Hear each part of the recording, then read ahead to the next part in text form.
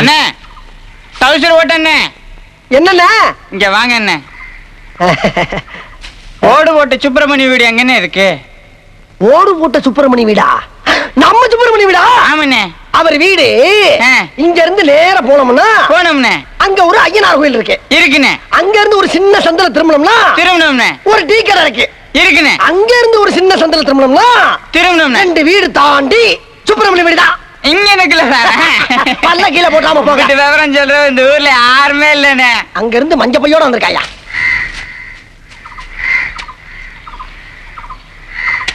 அண்ணே தலைப்பாக்கட்டு அண்ணே. என்னண்ணே? நீங்க சொன்ன மத்ததெல்லாம் புரிஞ்சிருச்சுண்ணே. இந்த ஐயனார் கோயில் சொன்னீங்க, அது எங்கனக்குள்ள இருக்கு? எது? இங்க இருந்து போனவன முத ஒரு ஐயனார் கோயில் இருக்குன்னு சொன்னேன், அதான் புரியலையா? ஆமாண்ணே. மத்ததெல்லாம் புரிஞ்சு போச்சு. புரிஞ்சிருச்சுண்ணே.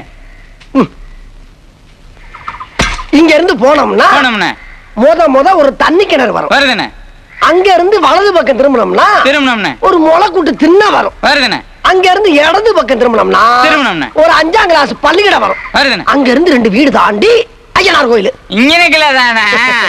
இப்ப நான் சொன்னதெல்லாம் விளாவரியா புரிஞ்சிருச்சா? புரிஞ்சிருச்சுண்ணே. காலங்காத்தால என் உசுர புடிங்கி திங்கிறதுக்குன்னு ஒருத்தன் வந்திருக்காயா? அண்ணே தப்பா நினைச்சுக்காயண்ணே. இந்த இடையில தண்ணி கிணறுன்னு ஒண்ணு சொன்னீங்களே, அது எங்க இருக்குன்னு? இடையில இல்ல, முதல்ல அந்த கர்மம் தானே தெரிய மாட்டீங்க. இப்ப நீ சுப்பிரமணிய வீட்டுக்கு தானா போனோம்?